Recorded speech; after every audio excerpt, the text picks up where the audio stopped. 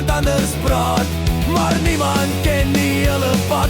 Ons leer mos elke dag, hoe 'n part sien baie meer as trots wat alles keer. Jy hoef nie altyd reg te wees om 'n verskil te maak. Luister eers voordat jy praat, dis waar wysheid raak. Trots kan mure om jou bou, maar liefde maak dit af. 'n nederige hart sal altyd die mooiste spore laat.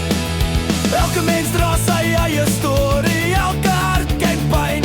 As ons net mekaar verstaan, kan die wêreld beter skyn. Sit jou trots vereers op sy, gee ander ook 'n kans, want respek en vriendigheid laat elke hart weer dans.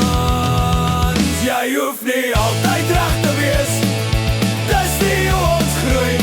Saam kan ons meer bereik, as ons in liefde bloei. Luister met jou hart vandag, en gee genade vry, want die grootste mense is die wat nederig kan bly.